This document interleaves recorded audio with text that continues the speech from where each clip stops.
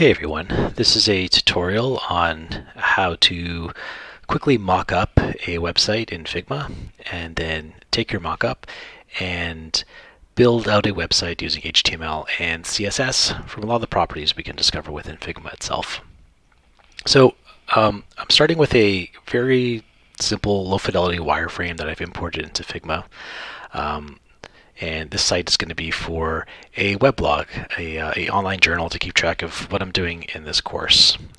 So really this consists of two main types of pages. I've got a home page that has a header, a few rows of cards that will link to separate pages which go into detail about what I learned in class that day, or maybe a text exercise. It'll include things like the title, the date, maybe a hero image, or some sketches I've done in that class.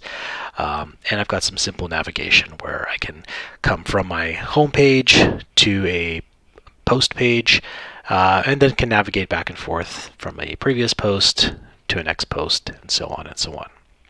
So today I'm going to take my home page here that I've just sketched out, really simple dimensions, really simple low fidelity treatment, and we're going to start building it out in Figma. So to do that, I'm going to create a new page. I'm just going to name this home. You can see it's entirely blank. And now I'm going to start reconstructing that page. And as I start building out this page, I want to keep in mind the box model of CSS and HTML. And as I construct my Figma mock, if I can keep that in line with the way HTML elements are structured, this will make it a lot easier when it comes time to actually create the markup for this in HTML. So to do this, I'm going to start by creating a new frame. So I'm going to go up here to the toolbar and click on this. I can also click F as a shortcut. I'm going to start with one of these presets. From the right-hand panel here, I'm going to select desktop. And here we go. I've got a frame here. So again, thinking about the box model for CSS and thinking about HTML and the semantic tags that I'm going to be using as I'm building the site, if I think about this frame representing the entire window or contents being rendered within the window of a browser, this is really the equivalent of my body element. So to keep track of these things, I'm going to rename my frames to correspond to either the semantic tags of HTML or, as we'll see a bit later, some of the class names I'll be using to style this.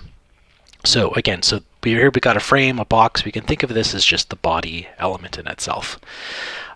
So going back to my wireframe, you can see this really consists of other boxes. I've got a header, I've got a main area with a few rows of cards, and I've got a footer at the bottom. So I'm going to come back to my page and start blocking out those elements. So I can start with my header. Maybe it's around here. I'm not too worried about the height right now. I can call this header. I'm going to create another frame. So here I can actually just duplicate my frame. So just by going Control D, I'm going to call this main. And I'll have another frame below it called footer. So hopefully you can see, right in my hierarchy that I'm creating in Figma, this is really mimicking the nested structure of elements in HTML as I'm building this. So right now, these are all overlapped one on top of the other, and that's not how the box model works. Things are rendered one after the other according to the flow of our page. So I'm going to space these things out a little bit. And right now I can't really see things too well. So just for the sake of layout, I'm going to give these things a fill just so I can keep track of them. And I'm going to get rid of this later. I'll give my header, maybe I'll just take some random colors from our design pattern here. I'll make this dark gray. I'll make this a lighter gray, and my footer, I'll just pick one like that, just so I can tell them apart. So now I can start laying things out on my page. You can see right now, if I were to reframe my page, or resize it. These frames inside are not responsive, they're not changing, they have a kind of fixed width and height. And that's really not the behavior I want for my page. So I'm going to start playing around with some of the constraints and auto layout features in Figma to make this page more responsive. So the first thing I'm going to do is resize my header. I am going to give this a fixed height. I'm going to say this is going to be 256 pixels high. I tend to work in either powers of 2 or multiples of 8 as I'm working. So a lot of the design systems I use tend to be based on an 8-point grid, or you're resizing things in intervals of 8, and that creates a nice kind of harmonious pattern to a lot of the elements that you're creating. It's not great to rely on a lot of different intervals or a lot of different multiples as you're starting to build out your page. So I'm going to make this header 256 pixels high. My footer can be a lot smaller. I'm going to make this maybe just 80. That seems reasonable. And for the main, I'm just going to have this fill the space in between. Perfect. So I think that's a better layout. Now if I grab this body frame again, move it around, you can see it's still not resizing.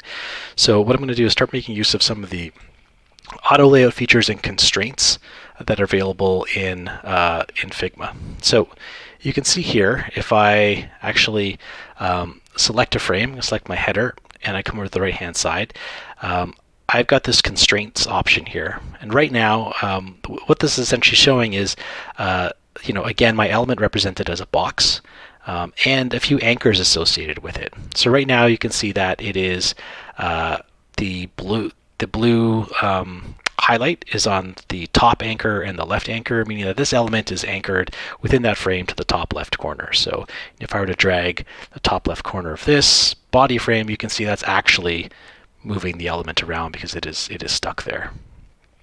So I can have a few options to change this. So I think I still want my header fixed to the top. That makes sense. But going, I probably don't want to stuck to the left. So here I have a few options. So if I change it to center, and I were to expand its parent, the body frame, you can see it now stays stuck to the top and into the center as well. That's also not the behavior I want.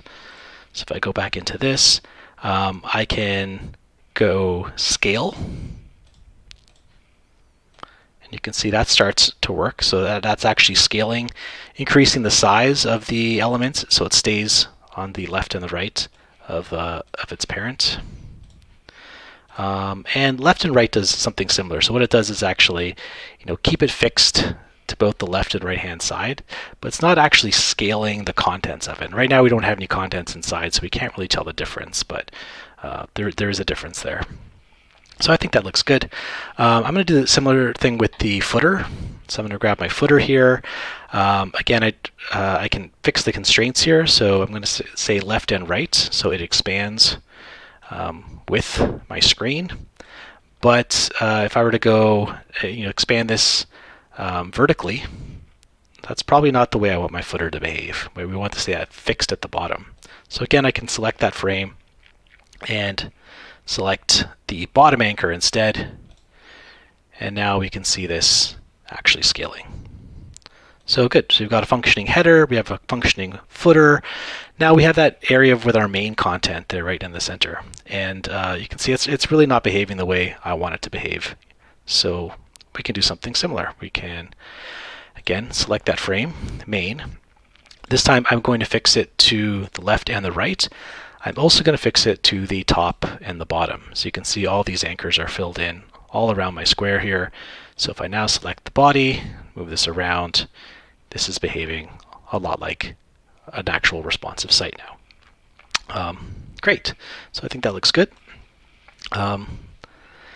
Let's start building some more nested elements. So if I go back to my wireframe, you can see along with my header, main section and my footer, I've got a few nested elements here. I've got some cards, I've got a title, I've got some text in the footer as well. So let's start adding those in.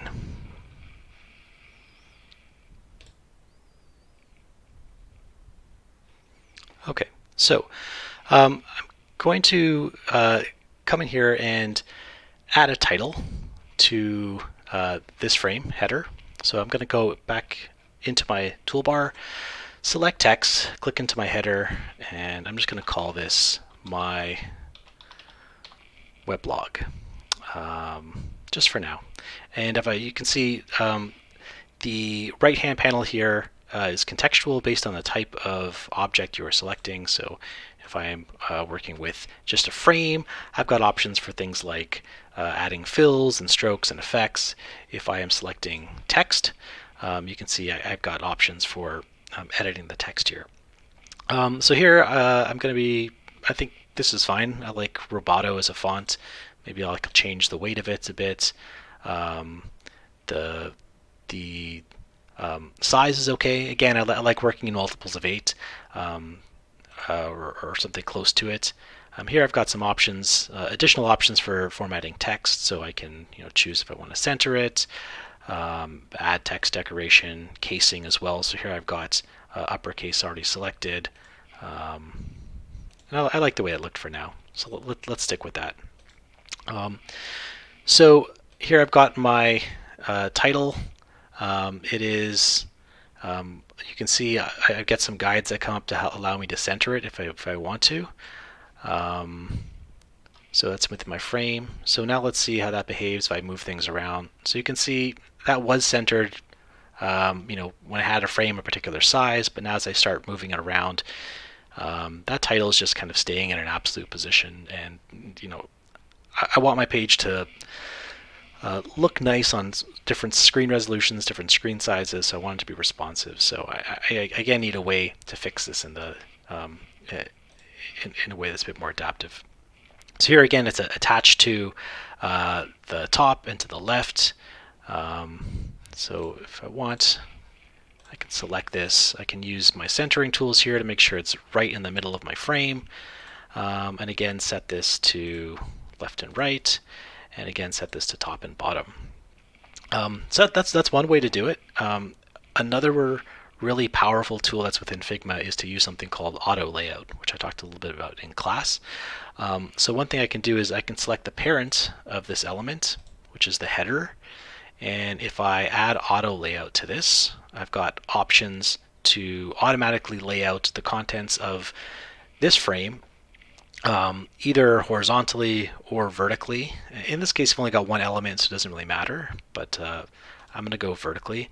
And what's nice about this is that instead of just kind of anchoring it in place within Figma, you can see if I roll over some of these parameters here in auto layout, it shows the spacing between the items, otherwise known as the padding, and the margins, and the padding around the items, which is of course is the padding.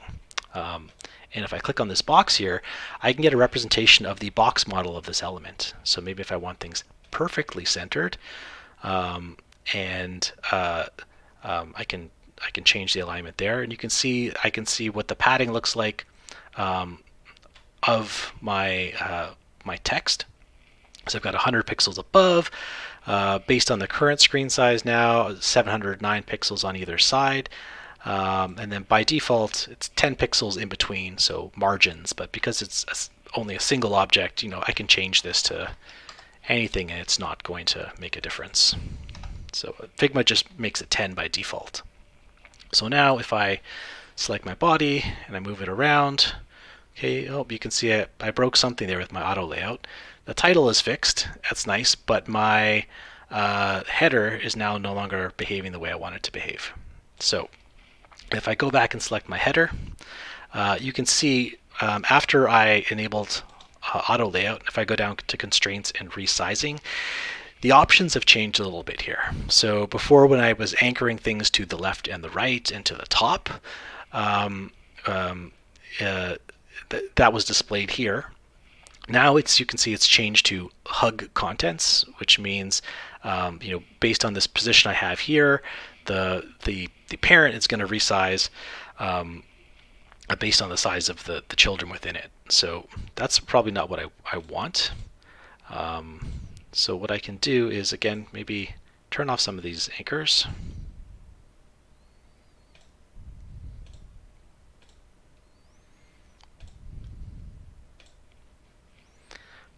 And again, set this back to left and right and top and bottom.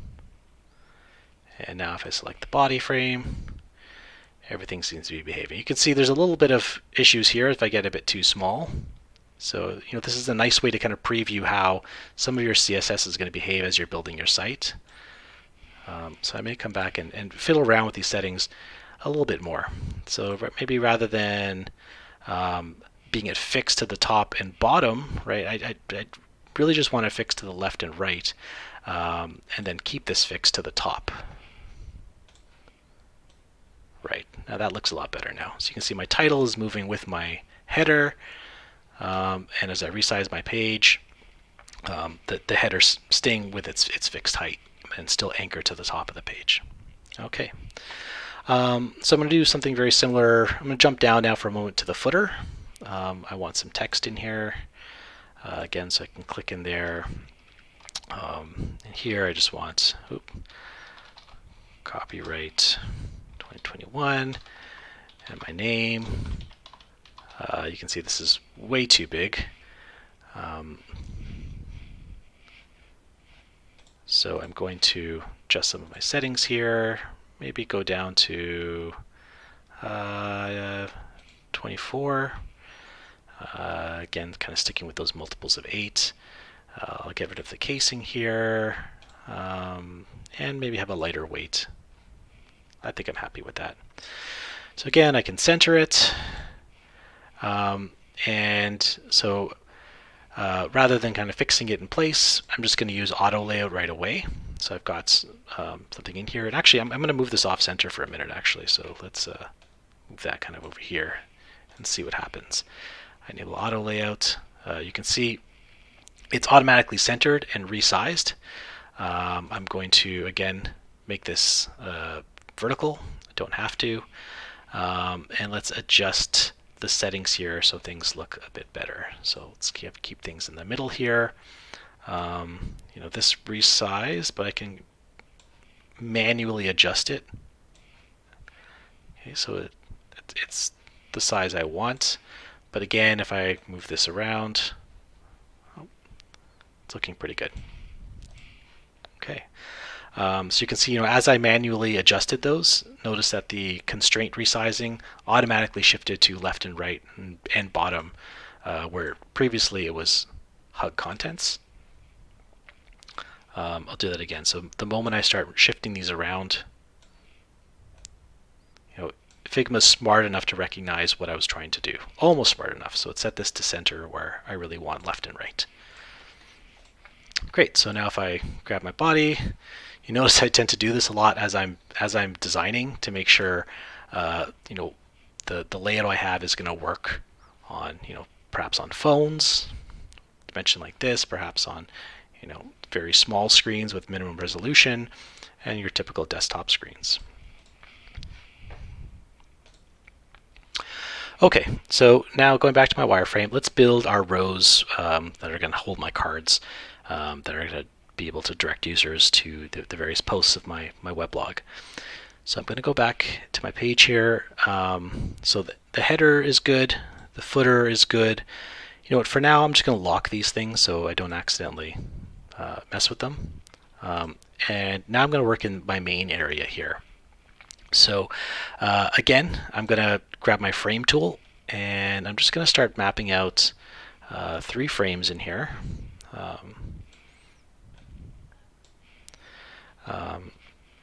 And I'm going to give this a name. So, there's not really a semantic tag for a row of cards that you are dealing with. I could call this a section. It's not really quite a section. So likely, as thinking forward and how I'm going to implement this in my my HTML, I'm probably going to use a class for this. So I like to think of my classes up ahead as I'm designing and build that right into my frame. So I'm going to probably call this row. To distinguish as a class, I'm going to start with a dot and call that row. And according to my wireframe, I've got 3 rows, and I think I'm okay with committing to that for now. So I'm going to have 3 frames. So here I've got 1, 2, 3 frames here. And rather than just manually spacing them out to try to fill this area here, I'm going to make use of that auto layout tool. So again, I'm going to click on main here. So main contains 3 objects here right now. And actually, just so we can see them, I'm again going to give them a different color. And actually, I'm going to get rid of some of the fills I have on the header and the footer, because we're not really too worried about those standing out. And let's give each one of these rows their own color. So let's have a red one, let's have a green one, and let's have a blue one. So if I select main, again, I'm going to use auto layout. I'm going to enable it, and you can see right away it has distributed those rows evenly throughout the area. And if I go back here for a moment, I'll do that one more time. So you can always undo auto layout. You can enable auto layout and then disable it, and things will stay in the same spot if you want to tweak things a bit or you don't want things automatically positioned for you. But I do in this case. And these just kind of happen to position themselves well. So if I actually grab one of these and I change the size of one, you can see the main area is actually resizing in response to the contents. So, and that's because under our constraints and resizing, we have hug contents enabled. And I think that's a good thing. So I actually want my main area to scale up, as these contents scale. So maybe if I'm adding a new row, I'm adjusting the size of the rows, my main area is just going to scale up or down to accommodate them. So I'm going to stick with that.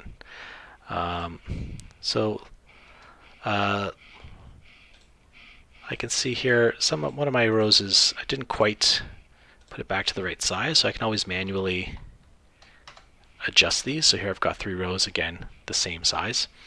And auto layout's taking control of just spacing those out evenly. So let's see if I expand my page here, you can see things are still automatically being laid out. Okay, I got a little bit of clipping there, so I think I'm going to have to do a little bit more adjustment here.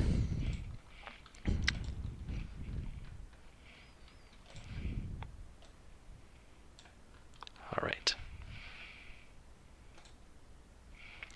So I don't actually want my main area moving as much as it is now. So similar to the header, I think I actually want it kind of fixed towards the top here. So I'm going to grab this main area, and again, I'm just going to kind of manually place it and drag it. And I do want this area to fill the entire width of my screen. So again, you can see as I was doing that, my constraints and resizing was smart enough to figure out what I was trying to do. So it anchored it to the top. It set my left and right anchors to the left and the right. So my main area is now filling that section. Maybe I want to drag it down so you can see it snaps with my footer there. And that seems a lot better. So I don't want to lose that behavior of the main area. So now if I scale this, you can see the main area is scaling as well. But you'll notice that my rows here are kind of set off to the left. And I don't want that. So I want them fixed to the top. I don't want them to fixed it to the left. I actually want to have them centered. So again, I can take a look at these auto layout options here. I don't really want any margins. You can see my padding is mixed. If I click on that, okay, let's see. I can have an option to center them right in the middle. And that's not bad. Or maybe I can center and still align them to the top. I think I actually like that bit of white space, that breathing room that's there. So if I take a look at that, it looks like my main area is still not scaling up and down. So let's click on that, and yes, so I still want this to be on top. Oh, top and bottom. Perfect. So I'm going to zoom out here a little bit because my page is getting a bit big. That seems like better behavior. So if my page is really big, I'm going to have my cards centered right in the middle.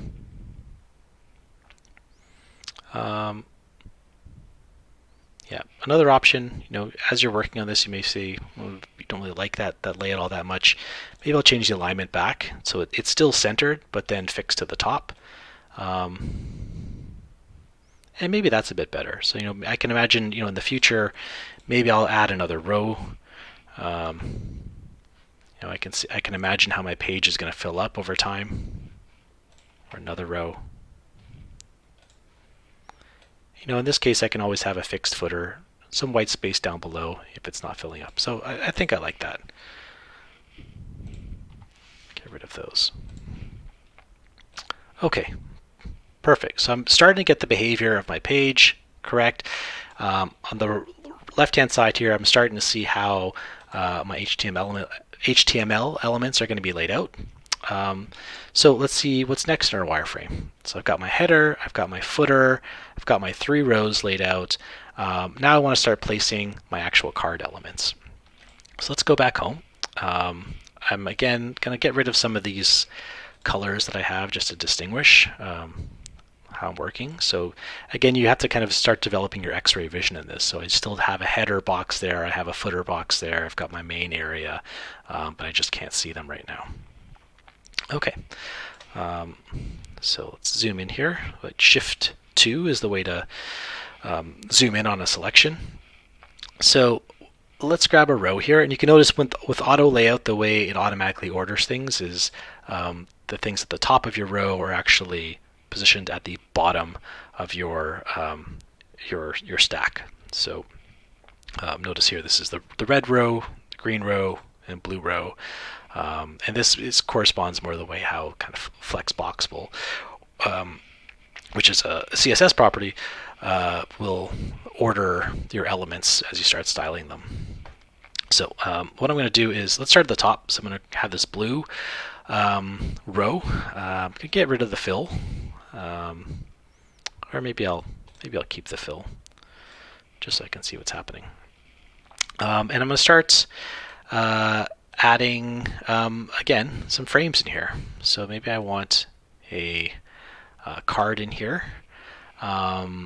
Here, maybe I want to be a little more particular about the size. So unlike these kind of containers that I want to be responsive, maybe I want my card responsive. I think for my site, I think a fixed size is probably just going to be fine.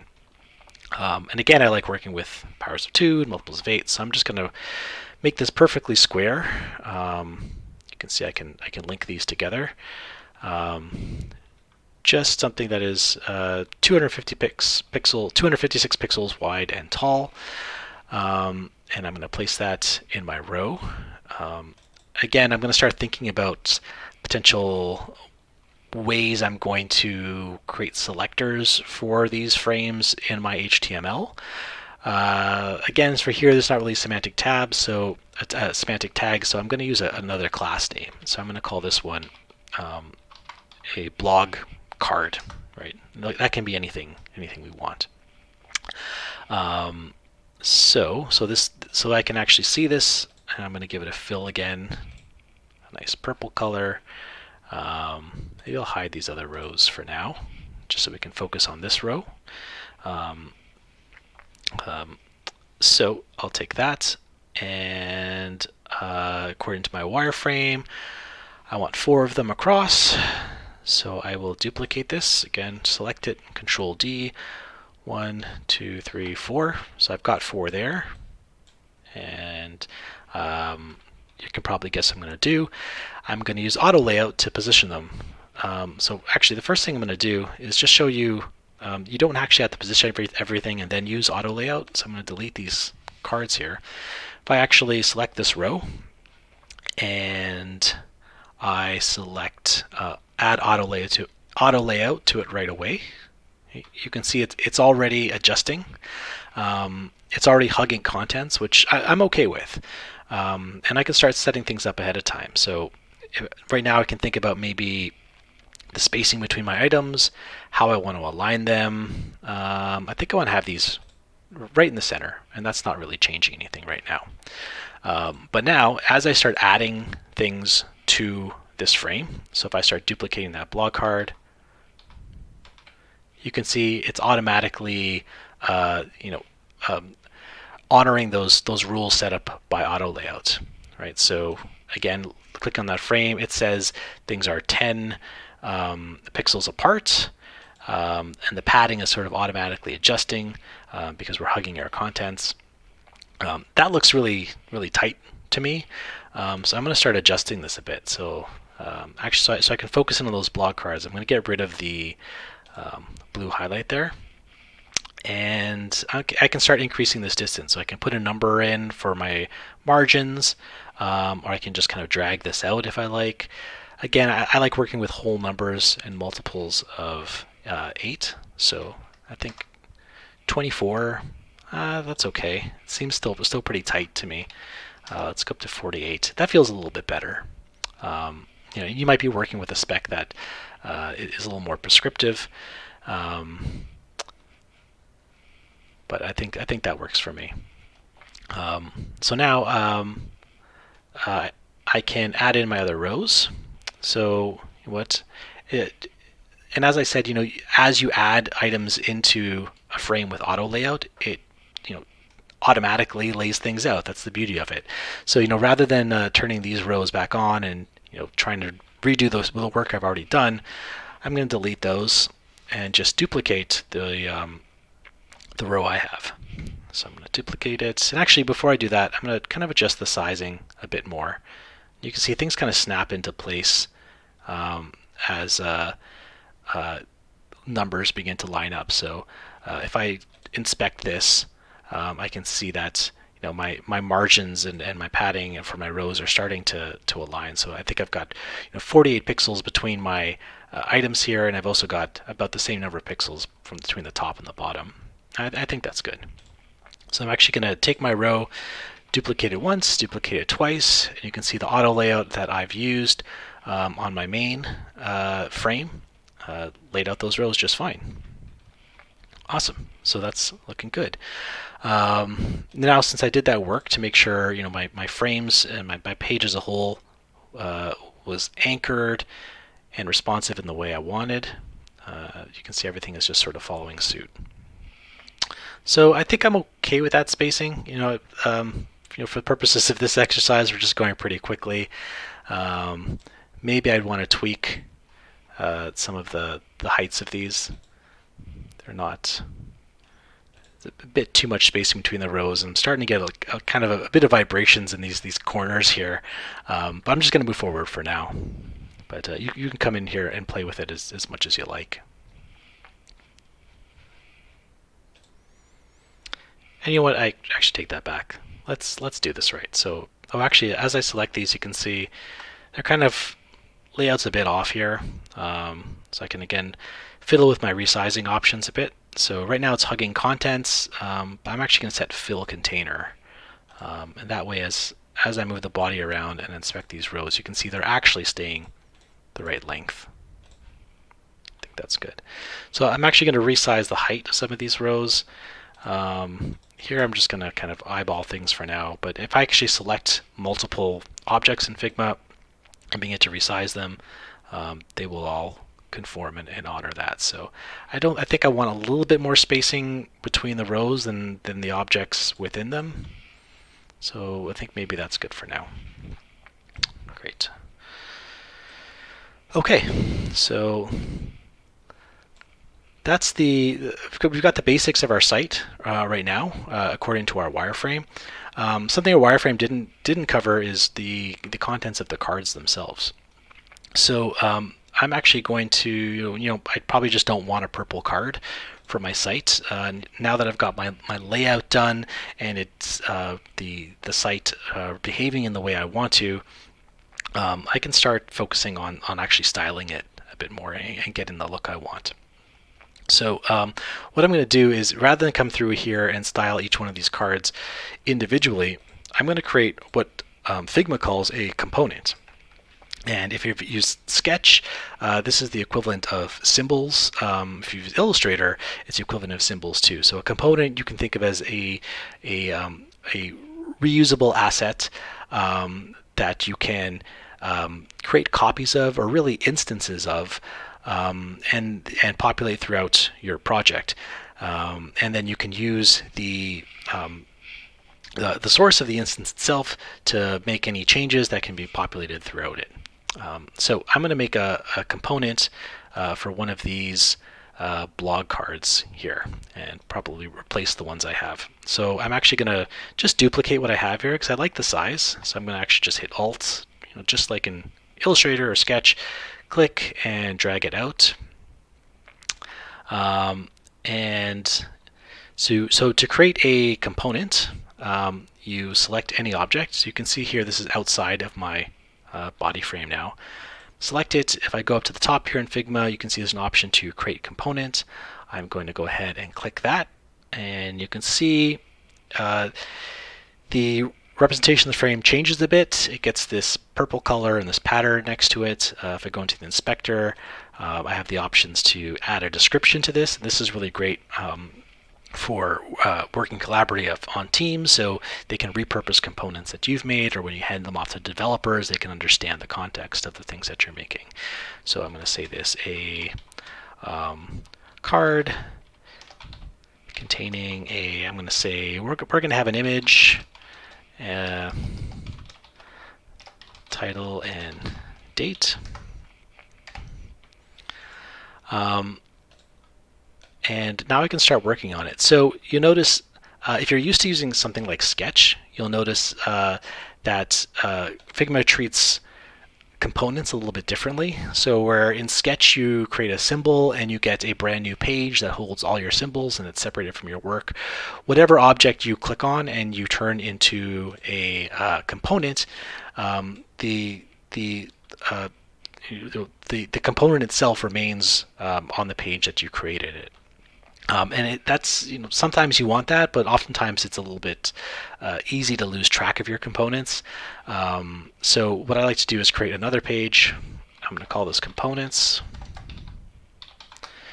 And the first thing I'm going to do is cut and paste that symbol over onto my components page here. Okay, so now I can start tweaking it. So I'm going to treat this as a HTML element or a div in itself, and start styling it a bit. So I can again consider this as my top level container, and there's probably a few things I want in here. So according to my description, I probably want to have an image. So I'm actually going to Figma. I have the option to place an image if I want. So if you go through your files, you can place something. I really like to use a plugin in Figma called Unsplash, and there's a similar plugin if you use Sketch, which allows you to just kind of randomly generate photos. And it's really nice for making proof of concepts. And so to do that, I'm actually just going to create I can use a rectangle, I can do a frame as well. Let's do a frame. So I'm going to actually place this frame inside the one I already have. I'm going to just call this, again thinking about the classes I'm going to use, a card image. And with that selected, ignore that, I'm going to right click. I can access my plugins. So I've already installed this plugin ahead of time. So with here I can choose a preset, or I can just insert a random image if I want. I can search for certain fields if I want. I'm just going to go random. It gives a bit of time.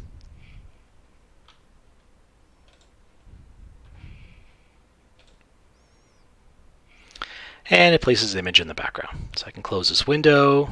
Nice Hello Kitty background. Maybe we talked about that in class that day.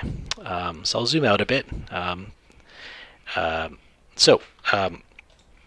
got a image there.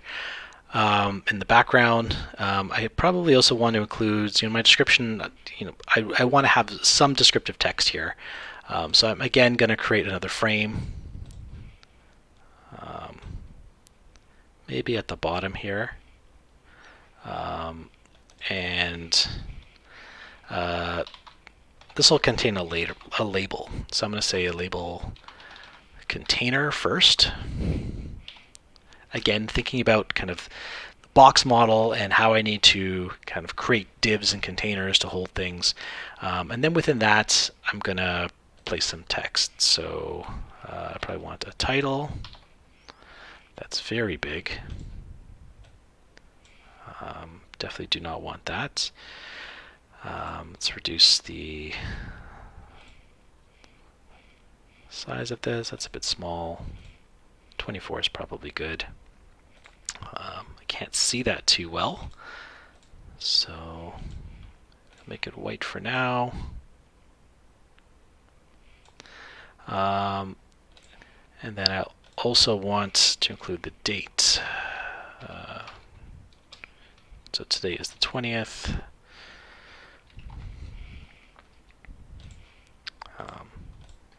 Again, that's super big. So here I'm actually going to choose a different font. So maybe I'll take a serif font that pairs well with Roboto. I like Laura for that. We'll keep it the medium weight. Don't want too many different font colors, so we'll keep it white. But definitely this is going to be kind of lower within our hierarchy than the title itself. So I'm going to make it a little bit smaller.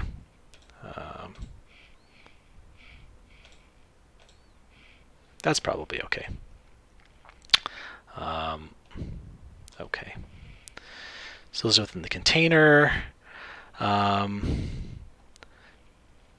So I've got a container that I'm highlighting here with a title and text.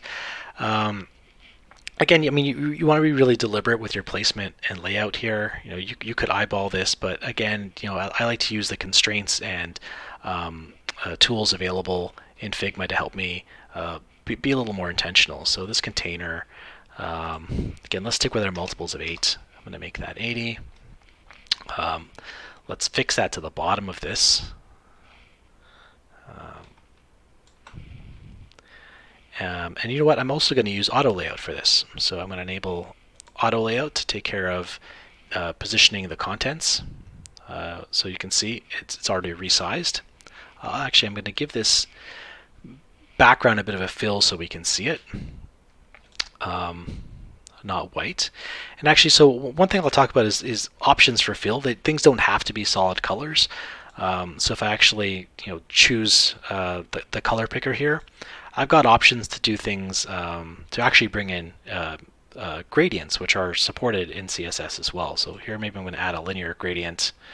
I'm going to flip this around. And it's just so I can see this white color. I'm going to give it maybe a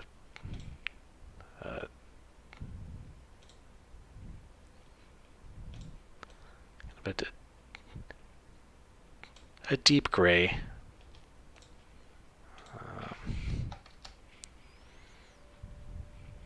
That makes it stand out a little bit better. Okay. So again, I probably want my label to go to the end. So again, I can grab this and stretch it out, and you can see Figma's smart enough to recognize that I don't want the contents to be hugged. I may need to tweak it a little bit more. So that looks a bit better. And again, so with auto layout enabled, I can actually look at the margins and padding I want here. So right now this is telling me my contents are aligned to the top left. I've got 26 pixels on either side, 11 from top and bottom. That kind of just bothers me, so I'm going to again maybe tweak these to be multiples of 8. And then maybe space out my text. I'm going to go 4. Or actually, no, it was better without that. Cool. So I can, that's my text is starting to be aligned there. Okay. Perfect. So this is the fixed width. All right. I still can't really see that text very well. I know this was a random image, and maybe I want to change that background, to actually see how different pictures respond. Actually, I'm noticing one error I have here. I've got my label nested within my image, and that's not going to work when I start building this site out. So I'm just going to grab that, pull that outside of there. So it's now on top of my image, or they're at the same level. So again, I'm thinking ahead. I'm going to have a div for this label. I'm going to have a div that's going to contain the image itself. But one neat thing about that Unsplash plugin is I can select that image, and I can just use that plugin again. Replace the image. Sure. Maybe another. That text seems to be popping okay. That gray I chose, though, is kind of conflicting with what's in the background. So maybe that tells me I want to go in, tweak that gray in it a bit. So rather than having it a gray, let's make it like an actual black. That's better. Oh, so I had the wrong element selected. Let's undo that. Okay. Looks good to me. So I'm actually going to tweak some of this text a bit more. So one thing else we can do in Figma is you can add things like a stroke or effect to any elements. Here I'm going to add an effect just to make it pop out a little bit more. I don't think there's enough contrast between this white text and some of the lighter backgrounds I had. We're actually going to, you can't really see here, add an effect. By default, there's a drop shadow, but you can add inner shadow, layer blur, background blur. You may be wondering where are the other options you normally see in Photoshop and Illustrator. A lot of those other options aren't really feasible when you're designing for the web in a way that's really accessible or interoperable across different browsers. So that it's nice that Figma kind of sets up those creative constraints for you, so you can actually build something that's a little more feasible. You can go into some of the options here. You can change the blur, the offset. I think this is okay. It's a little bit difficult to see, but let me pick another image.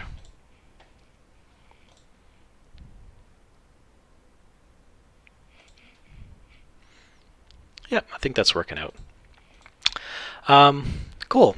The card's looking pretty good. So I think it's about time to insert my symbol into my page. So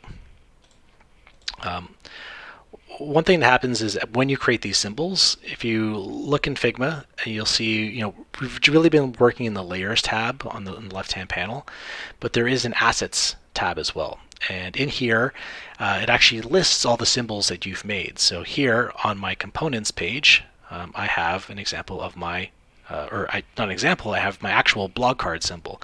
And you can see if I hover over it, I get that description that I created earlier. So what I'm going to do is go back to the home page I was working on, and I'm going to drag in my my card. So again, what's really nice about auto layout is I can just kind of pop this in, into the wrong area. So here I've got auto layout on this row, and you can see I get a bit of a preview of where this card may show up. Again, taking into account that spacing I've already set up ahead of time. So I can pop that in. You can see it's automatically laying out like everything else. So I'm actually going to get rid of these other cards, these placeholders.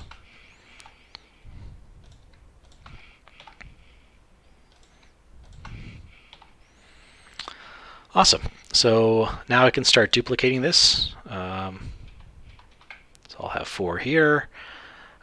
Same with these other rows. So I can just duplicate, move things around in my hierarchy. right? You can see things get automatically laid out. Let's make another one. Pop that into the last row. Duplicate them all. Awesome. So I've got my my cards laid out. This looks okay. You know, it's still responding perfectly fine. But you know what? I don't know if I really like the look. I'm still getting kind of pretty harsh contrast and vibrations from this grid pattern in these corners. So I kind of want to soften my cards up a bit. So rather than coming here on this page and individually changing these things, I'm going to go back to my components page and I'm going to alter this symbol. So maybe I'm going to just, you know, it's really the sharp corners interacting with each other that are causing that problem I'm seeing. So maybe I'm going to just add a bit of corner radius to here. So here I can kind of drag this out. Again, let's work with multiples of 8. I'm going to make this 16. That looks pretty good. And you know what? Just to make this whole card pop a bit more and you know, have a little bit more presence, I'm going to add an effect to this as well. So let's actually give this a drop shadow as well. Maybe I'll tweak this, offset it a bit. I think that's okay. Maybe a bit darker. No, it's too dark. So now I've changed this this component. If I go back to my page, you can see that change has propagated through the entire, or every instance, I should say, of that particular symbol. So you can see if I actually click on one of these, on the right-hand side, it shows the symbol itself. And you can see the drop-down, you can actually swap instances. So maybe if I didn't want to use this one, I want something else. So here's some components I made earlier. You know, it swaps them out for you. Or let's stick with the one I had. I can swap back and forth. You can make changes to the individual instances themselves. So here, you know, I think I've got a lot of, you know, maybe I want to get a better sense of what these pictures will look like with, you know, different imagery. So I can select them all. And here's a little tip. So if you really want to drill down into this kind of nested hierarchy that we have, if you hold down Control or Command if you're on a Mac and you click on a object, it will drill down and select that in the hierarchy. So you can see right now I was able to drill down and select that card image, even though it was, you know, 2 or 3 layers deep. If I were just to click on the top level item, oh, it's still there. I think it was still selected. Let me get off that for a moment. Yeah, so here I can select main. You know, you can keep double clicking to go down a layer, go down a layer, go down a layer. But if you just Control or Command click, you can select those. So here I'm actually going to Command Shift click all these different card image instances. You can see here's again one of the advantages of naming your frames. It makes it really easy to find things, especially if you want to select multiples of things. I'm going to rerun that Unsplash plugin. Insert random.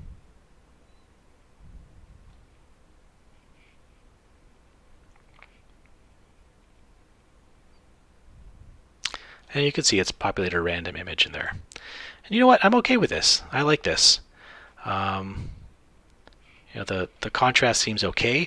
There are plugins and other tools you can use to like actually verify the contrast to make sure it is it meets accessibility standards. It's AOTA compliant. But I'm not going to go into that detail today. I think I've been working with this stuff long enough. I can get a sense that it seems to be okay. Awesome. So that's how we've gone from our wireframe to our, I guess now, high fidelity mockup within Figma. And now we're going to start building this in HTML and styling it with CSS. And you know, now that we've set up our Figma file to really mimic the way we would build this in HTML, right, we can actually use this hierarchy here as a guide for us as we're starting to write out our markup and figure out which classes to assign to which elements. Okay, so we're going to step away from Figma for a bit and create a new project or I should say a new repository and some new files for us to build our website in HTML. So let's minimize Figma.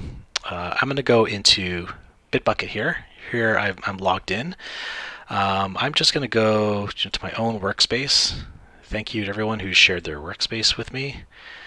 And I'm going to go ahead and create a new repository here in my own project. That's fine. I'm going to call this my weblog. I've already called something demo. Let's just call it my weblog. And I'm going to create that repository. Perfect. So my repository is created. Unlike the things we've done in class where we're forking things, there's no need to fork anything because it's entirely empty. All that's in here is the git ignore file that it creates by default. So I'm going to go ahead and clone this to my computer so I've got a place to work. Hit clone. I can open this up in SourceTree.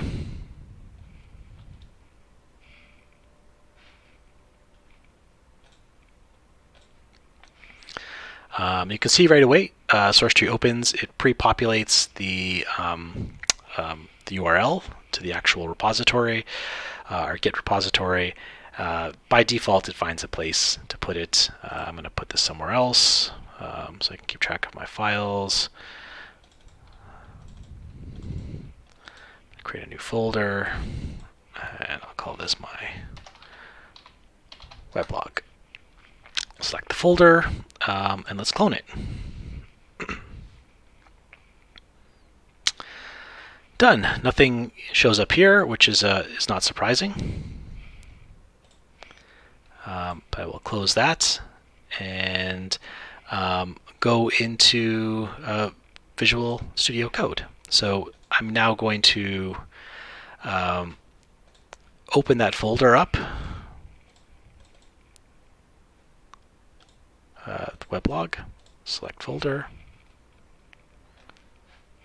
Perfect. It's a bit large. I need to decrease the size of that so we can follow along.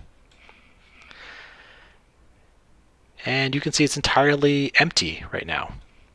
So what I'm going to do is start building a few files within here. And I can do that directly from Visual Studio Code.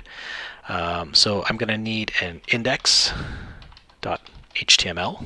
file. Sorry, I will make this a bit bigger. It's probably hard to see.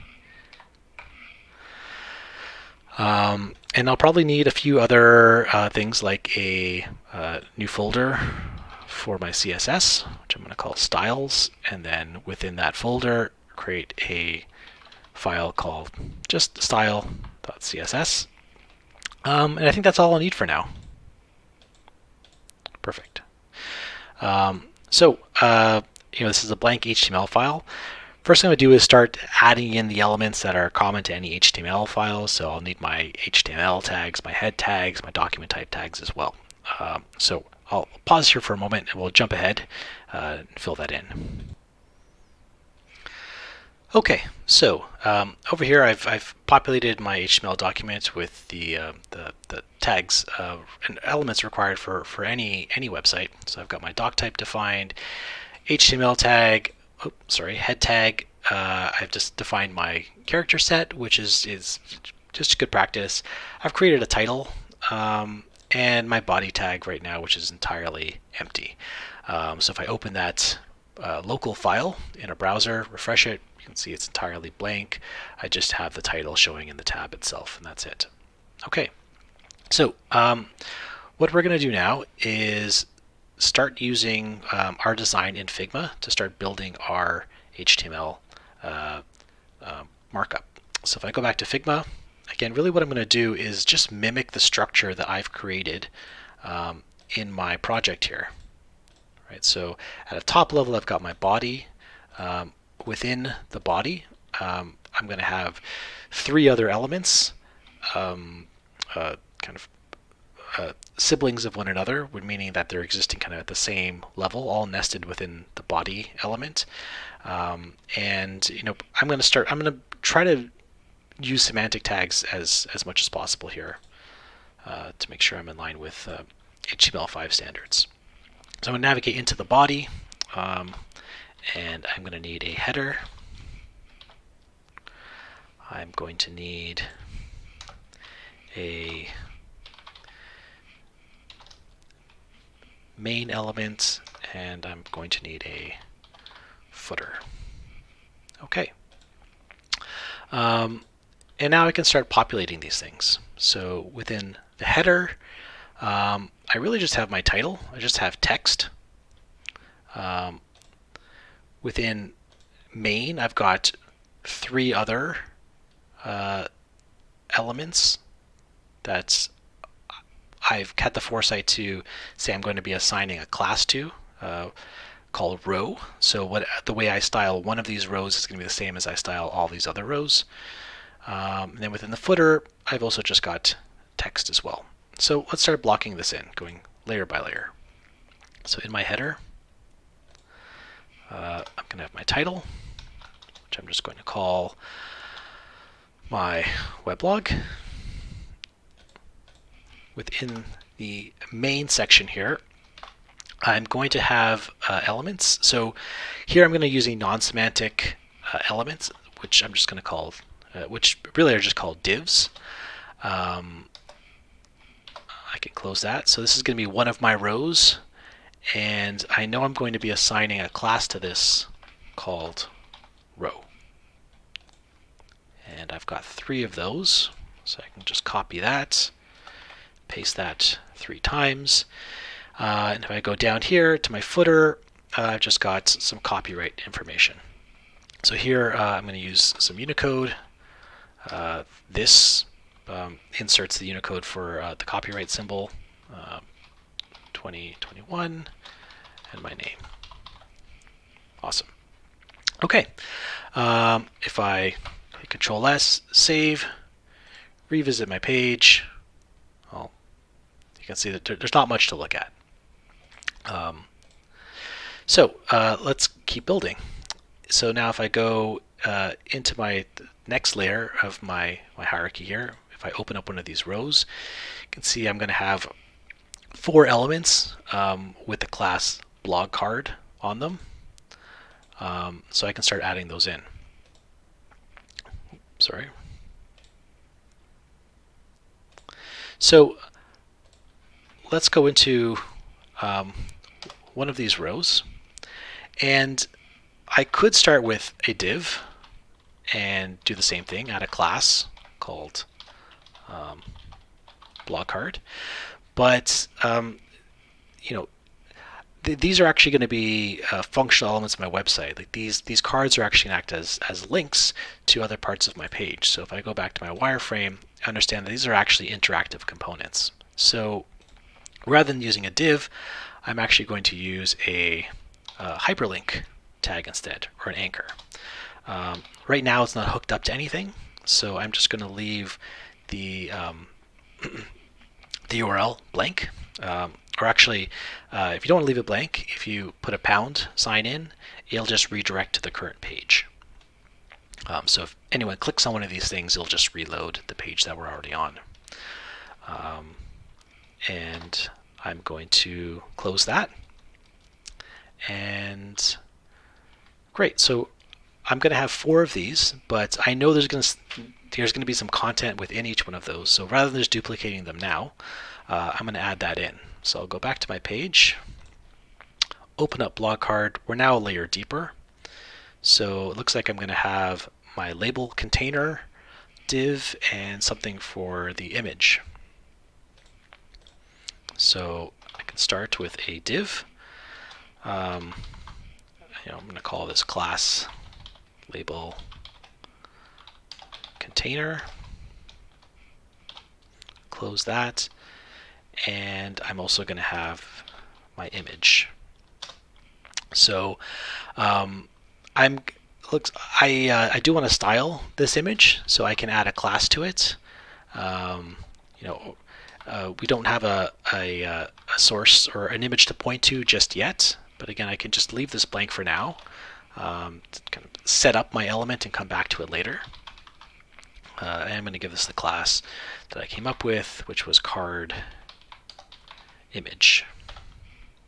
And we can close that. So no need for a closing tag for an image. We just have that. So I go back to my Figma file. You can see I'm not done just yet.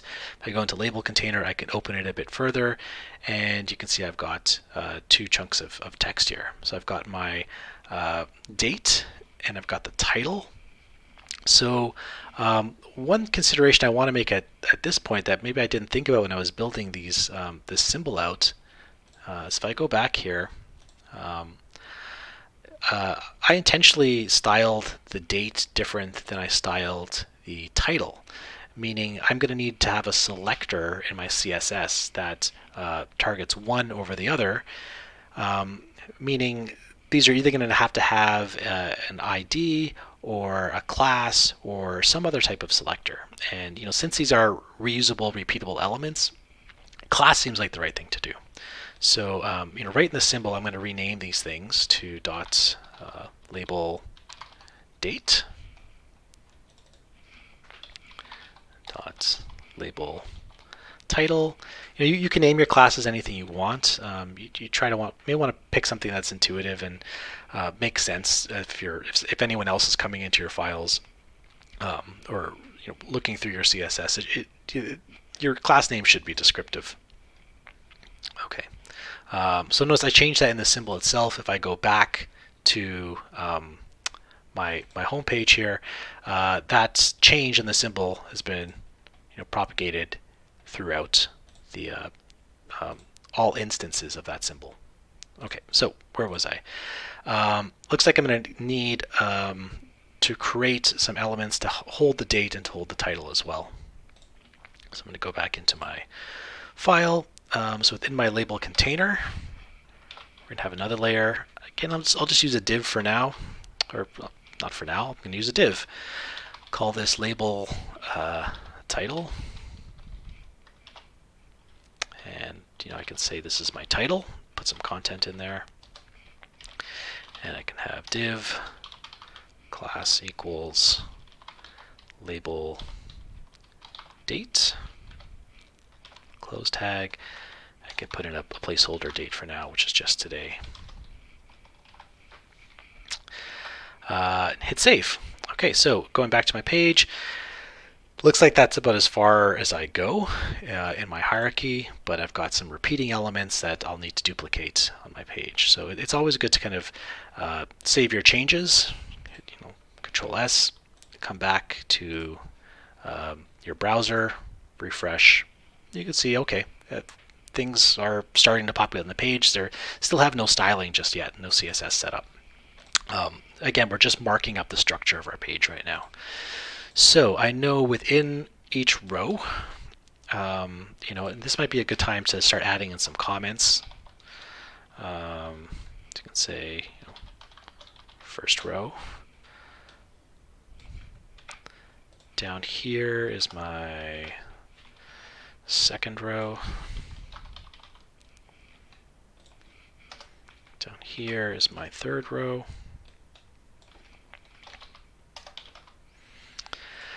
Okay, so let's start populating these. So this is my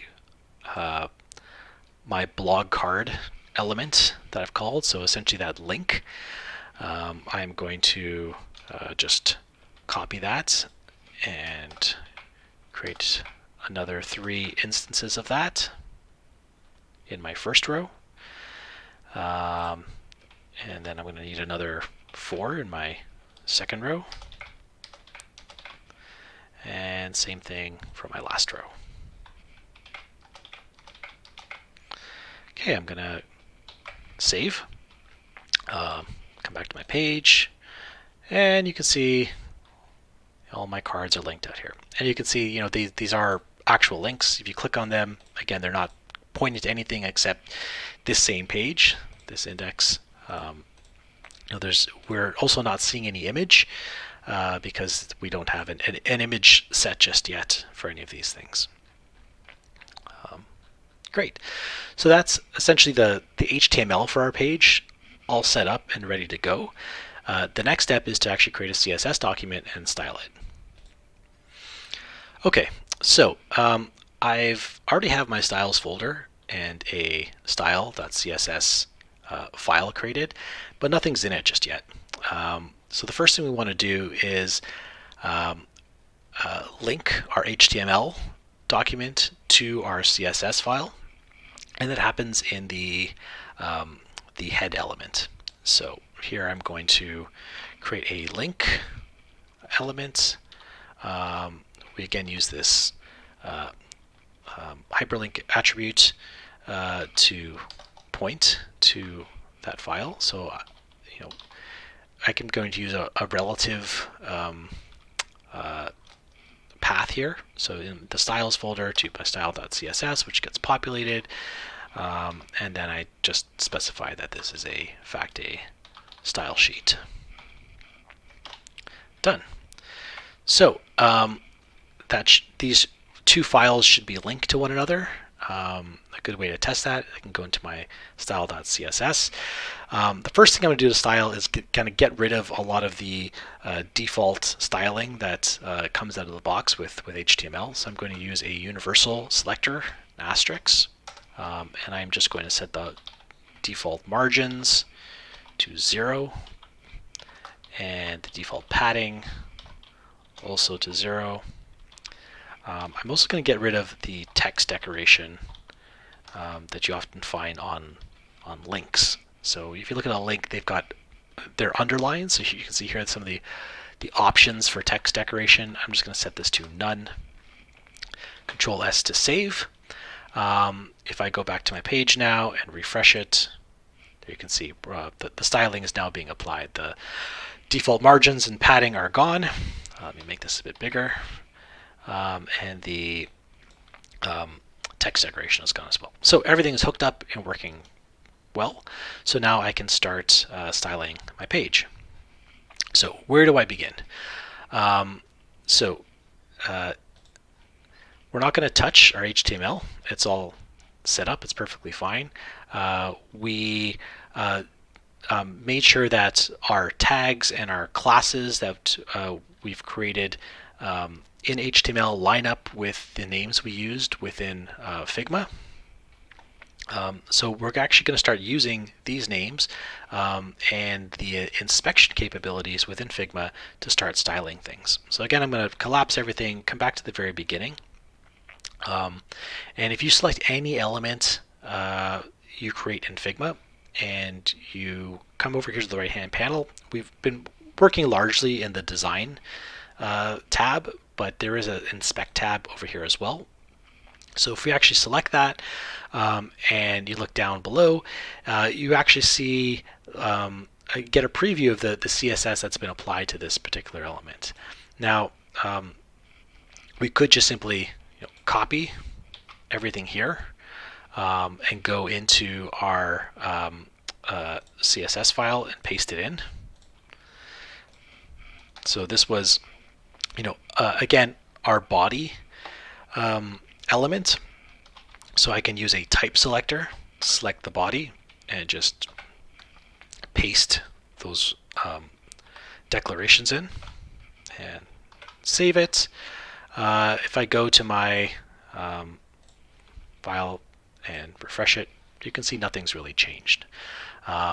So if we pick apart what this is actually saying, it's setting the position of this element to relative, which just means that in relation to other elements in the page, or if there's a parent, any kind of positional information, any type of anchoring is going to be relative to the other elements around it. And you can see we're actually also making these declarations around the width and the height.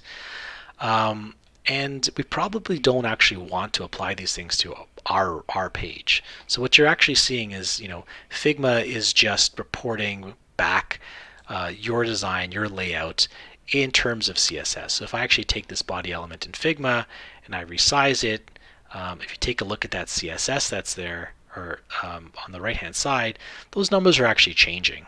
And I don't want my declarations, my rules, my CSS to change, to be dynamic, because really we set them once and they're fixed. They're not going to change. So as you're starting to lift declarations from the inspection tab here, you want to make sure you understand what you're actually copying and pasting over, and ask yourself, like, does this really make sense? So all this is really saying is how it should be positioned, the width and height, and the color, which is white. So a lot of these things I don't actually need. So I'm going to go back here. I'm going to keep the relative position and get rid of the other objects for now, and save that. So let's keep moving through our elements. The next, I'm going to go to my header, and you can see here I've got some options here. So what's nice is that it gives you comments for auto layout, and so the declarations that are taking care of that automatic alignment and layout of elements within it, and then things that are really not based on auto layout as well. So again, you can you want to be smart about it. You want to think critically about what you're going to be copying and pasting in. But a lot of the stuff we can copy and paste as is right into here. So let's actually do that and see what happens. So if I grab this, and I can pull the comments in as well, which is nice to keep track of what you're actually pulling in from Figma, what you're not pulling in. I'm again going to make another type selector for the header, and just paste that stuff in. If I save, go back to my page, and refresh, you can see the title has definitely changed position, but not quite doing what we want. And this is kind of the fun of with working CSS, that a lot of these rules need to work with one another and in conjunction with one another for your layout to actually work. So it's good to, as you're bringing in these rules, you can fiddle with them, and that's a good way to learn like what these properties and what these declarations are actually doing to your page. So it kind of took my header and plopped it right in the middle. Again, I can use my web development tools, so Control-Shift-I, to inspect these things in a bit more detail. So if I look at my header, you can see it's creating a rather large box. So I may want to be thinking about what's actually contributing to the size of this thing and the placement of this thing. So I can go back into my CSS. I can see, if I pick this apart, these things are actually part of the flexbox properties. So it's telling me to make this element flexible. We are going to lay things out in a column vertically. We want to center things. We want to align things in center, which is perfect. We have a relatively large amount of padding here. And something else here is that we've got our position set to absolute. And this is something that Figma will always do. Absolute position essentially means, ignore, as opposed to relative, ignore elements that are around this particular thing that we're selecting. Ignore the typical flow of the page, and just put this thing wherever I say I want it to be put. So I've got it's saying 0.5 pixels from the left and right. The height of 256, I definitely wanted that. I don't think I really wanted this as 0.5, so that's probably me just being inaccurate in my designs. We want this thing right up against the left side, right up against the right side, right up against the top side. So these actually correspond to those constraints that we set earlier. This is probably the thing that's giving us a bit of trouble. Also, we've got this massive padding of 709 pixels. So you know what? I probably don't want this padding in here, to be honest. I really want to allow these other properties to take care of the padding. So I'm going to take that padding out for now. Hit save, and let's see what happens here. That looks a bit better. So this should look a little bit more familiar. Control Shift I. Let's inspect the actual header. Let's make this a little bit bigger. Oops. Yeah, so this is behaving a lot closer to the way I was expecting. So you can see the dimensions pop up down below here when I hover over something. So it is 256 pixels high, which is what I wanted, and the width of it is dynamic, so it's changing, which is also what I wanted. Perfect. You notice like that the text isn't actually styled the way I want it to be styled, though. So let's dig into that now. So I come back to my page, open up the header. So here's the CSS declarations that I'm going to use in my rule to affect a lot of the layout. If I open this up though and select the text that's actually inside of it though, you can see that in itself also has its own CSS rules. So again, I've got things affecting the properties, I've got things affecting the typography and the color. So if I can scroll down here. So, Figma is pretty smart. It's not smart enough to know exactly how you're going to lay out your HTML. So you can imagine, treating this as a separate element. We could put it in its own div. We can put it in its own, span element, and then use a class to apply, all the styling here to it. But that's a bit overkill. This is the only element that's in the header. So again, I want to be smart about things and maybe just copy some of the styling from here. So one thing I can just copy, from the actual listing of the declarations itself. I can also just come up in the inspect panel, and I just want the typography declarations. I can just click copy here. Go back into my CSS, and you know what, this thing is in my header, so I'm going to say everything inside my header, just apply these typography rules to. I can paste those in. You can see that pulls through. So here, we see we're setting the font family, Roboto, the size, the styling, everything else that we were interested in. So I'm going to hit save. If I come back to my site now, click refresh, that looks a bit better. It does look a bit off though. So let's see what's going on here. So here I had a kind of my text styled in a bit of a different way here. I had this set as uppercase, and that didn't seem to pull through when I selected my typography. So let's actually look at this. So I'm actually missing something here.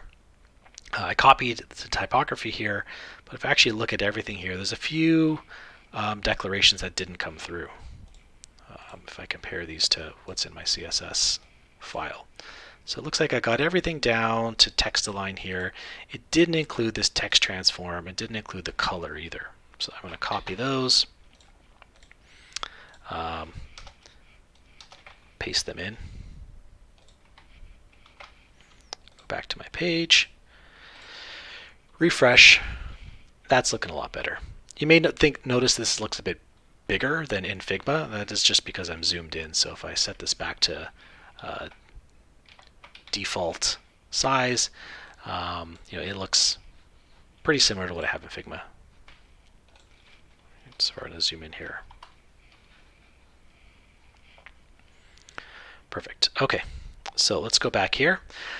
So essentially, I'm going to start doing the same thing for all the other objects I have throughout my scene. So if I think about the types of selectors I'm going to need, and looking at my hierarchy I have here,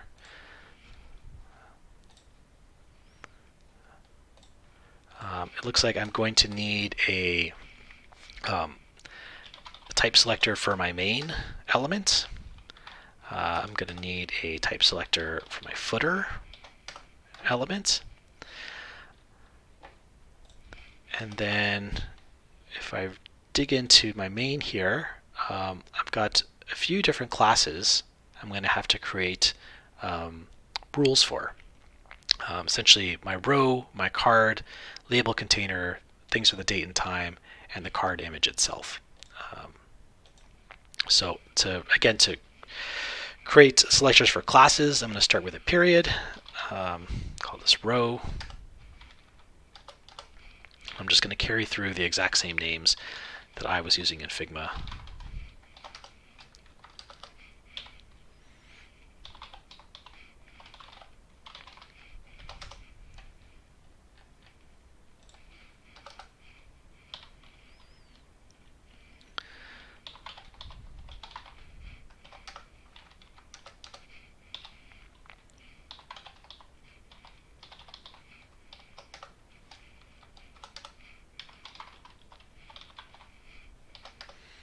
Great, so I've got my selectors ready. You notice I've got a squiggly line under each one because I can't leave them blank. But I'm just going to start repeating the same process I went through for the body and the header. So for all of these elements, I can select them. I can get a preview of their CSS. And again, I can just copy and paste these into my CSS. Again, being particular about certain declarations and really taking the time to understand how this is being styled by these properties. So again, looking at this position absolute stands out right away, saying like, I definitely don't want this as part of the CSS. These kind of positioning declarations, I do. Maybe not the top. Definitely left and right to stretch things out. I definitely want the auto layout to happen as well. It looks like my padding might be off by a pixel. I probably want to adjust that in my mock as well to make sure everything is nice. So I can go ahead and grab these and start copying and pasting them in. And then we can see how those are influencing our page. So rather than you watching me do that, I'm just going to jump ahead in time and we'll come back and look at all these rules that are complete. Okay, so welcome back.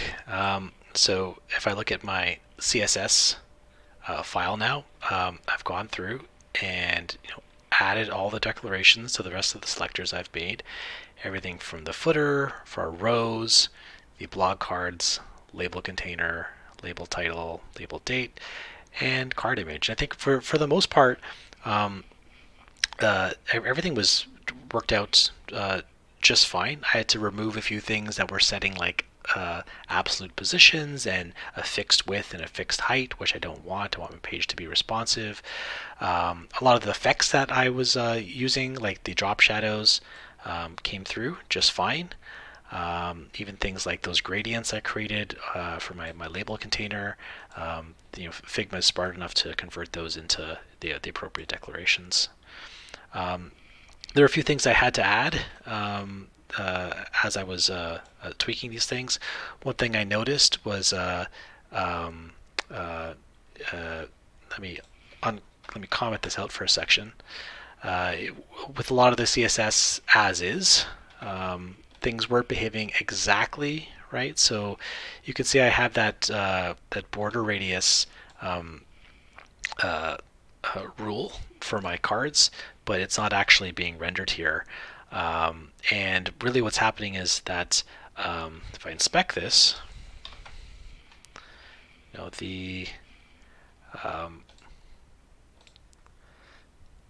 there actually is a border radius being applied to this, so we can see it's 16 pixels, but it's not actually showing up, and that's really because the contents of the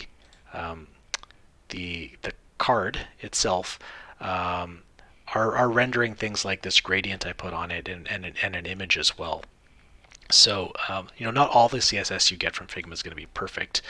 You are going to have to go back and test things and debug things. So in order for that to take, I had to add this extra line of CSS saying overflow hidden, which just means kind of anything that's overflowing the edges of anything with this class, just hide it. So if I save that, right now this gradient is overflowing over the cut corners. That's why we can see it. So there we go. If I refresh that, now it's working just fine. Great. So if I look at my page, everything looks pretty close to what I have in Figma. I've got my title, I've got my cards laid out. They are styled and sized and spaced in the way I wanted. A lot of the effects like drop shadows are coming through as well, and gradients. Now it's time to start populating the content. And so our CSS is set up, our HTML is set up. Now this is becoming a functional web log for us that we can just add our start replacing some of that placeholder content with. So if I come back to my HTML now, I do realize I've made a little bit of a mistake here when I was actually laying out my divs here from Figma. So there is a particular flow that HTML complies with, and the order of the elements does influence how things get rendered in the browser itself. So here I actually had my label container placed before I had placed my image. So let's see what happens if we actually populate this with content. So I've created an image folder. I've brought in an image for us to use. So if I now update this source with images and the file I have, hit save, I go back to my page and refresh, you can see the image shows up, but my label is gone. So what's happening is this image is actually being rendered on top of my label here. So what I'm actually going to have to do is go back into my HTML, and if I just swap the order of these elements,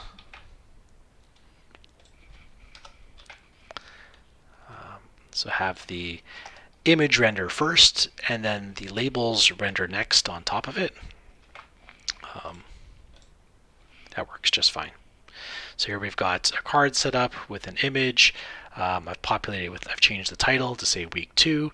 I've got the date in there as well. I can go back in here. So for now, that's all really the content I have for now. Everything else is still a placeholder. It's nice that it's all there. I think as I come back to my weblog week to week, I can start adding in more and more content. Maybe I want to leave this for now, and I can create a comment here. You can comment out more than just single lines of HTML. So you notice if I have that opening tag, I can also have a closing tag somewhere else in my document. So now I'm just going to comment out all those other cards. And actually I'm going to get rid of these other rows as well. So I'm going to comment out everything. One thing, you can't comment out comments. That's one thing you can't do. So I'm going to have to just make a comment. Oh, sorry. Close this comment. Create a new comment here.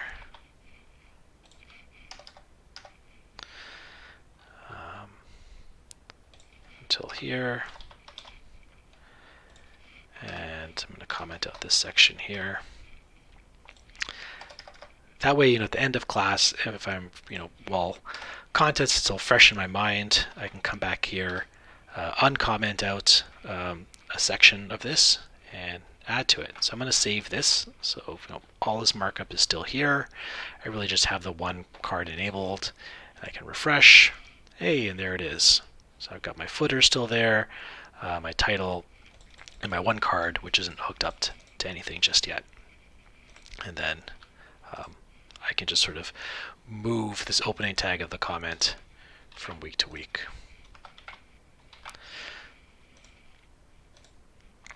Perfect. So this was an example of really how we start with a low fidelity wireframe, create high fidelity mockups in Figma. Again, keeping the box model in mind, understanding we need a bit of foresight to think about how these designs might be implemented, or at least thinking about the creative constraints we have when we're dealing with HTML and CSS, and trying our best to design within those. And that shouldn't be thought of as entirely prescriptive and telling you exactly what you can and can't build. There's always workarounds to things. There's always room for innovation and ingenuity to create really amazing and dynamic websites that break a lot of these patterns if you really want to. But when you are working on a team and you're working collaboratively, and you want to work quickly as well, in a way that where you can minimize the amount of risks associated with breaking things or things going wrong, it's good to stay organized, and it's good to keep the functional context of the technologies you're using in mind. So today we're able to go from this to this to an actual functioning website. Great. So last thing I'm going to do, I don't want to lose any of my work, so I'm going to go into source tree. You can see the changes I've made show up in my change log or my file status here. I'm going to stage all these changes I've made, write a comment. So I'm just going to say this is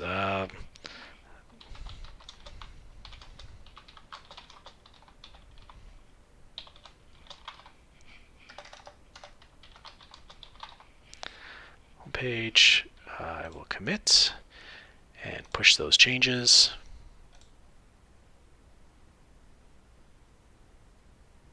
And we're done. Awesome.